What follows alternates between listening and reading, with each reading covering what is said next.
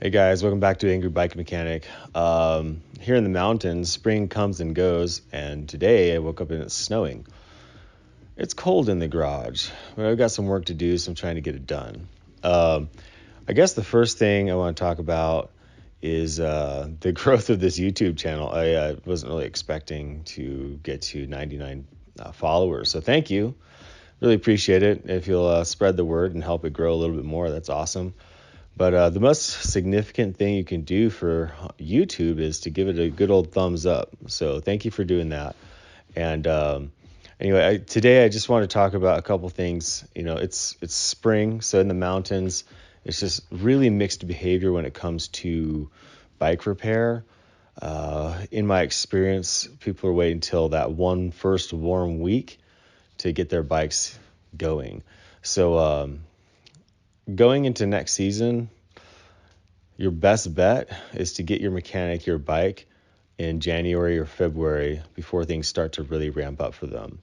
By mid-March, I was swamped, and every shop around was swamped, and it's a little bit overwhelming. And then bike trips start to happen, and all of a sudden they found out that something's catastrophically wrong with your bike, and you've got to wait for a part that isn't available and won't be for 6 more months. So keep that stuff in mind. The low demand on labor is in the winter, and low demand on parts is in the winter. So things are readily available typically. Things are a little crazy right now with supply chain issues. So do keep that in mind when you are looking to get your bike fixed. So far, the only issues I have run into are chains. Also, seals for the A3 or C1 Reba or whatever it is. You know, the flangeless 32 millimeter RockShox seal. That's a little hard to get. On another note, I kind of want to hit on something that is interesting to me because there's so many carbon wheels out there, and I want you guys to think about it. Maybe post a little comment in the bottom. I'm going to scroll through this Zip website really quick. Let's look at this. This is the Moto wheel 3.0 or whatever, and I think it's kind of a cool concept. Carbon lends some interesting advances in engineering that we don't see with aluminum rims.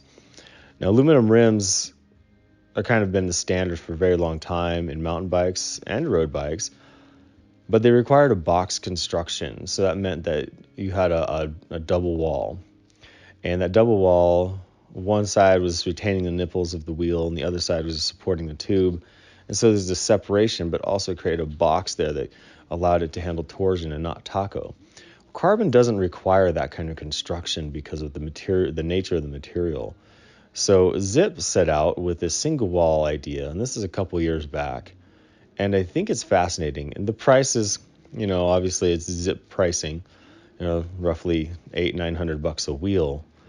But I think that you can get a lot of advantage out of a carbon rim like that. The other one I like a lot, and this goes back to a little bit more typical construction rim quality wise, is the Santa Cruz Reserve rim, which I hope to get a pair myself. And then let's look at all these other options. Tell me what you guys are writing in the comments below. I'd be really interested. The other thing is hubs. Now, hubs have been huge to me forever. My first high quality set of hubs were White Industries, and I thought those were the jam. They still make stuff. I don't even keep up with what they're doing because it doesn't interest me. But the real cream of the crop was always Chris King. Now, DT Swiss did some really cool stuff with the Hugie, and then they brought the 240 to market. Now DT Swiss is just contracts with all these companies, wheel companies, bike companies, vendors, and so they actually are really difficult to get a hold of.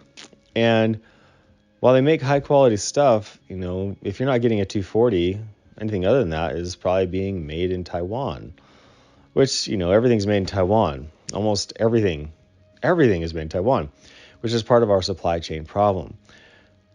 But to me, the DT Swiss is just such a pain in the butt to replace bearings that I kind of look elsewhere these days. And I found myself gravitating again towards Chris King. So thoughts and comments below. I'd be really interested to see what you guys have to say in the wheel department. I don't even really discuss i9 because I honestly don't think anything is that special about their hubs. However, their pillar spokes are pretty remarkable, especially in the realm of creating a very stiff wheel. So stuff to think about.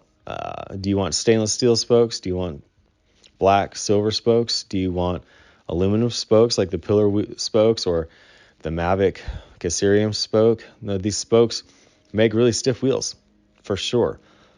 But do we want really stiff wheels? Think about that on your next ride. Angry Bike Mechanic.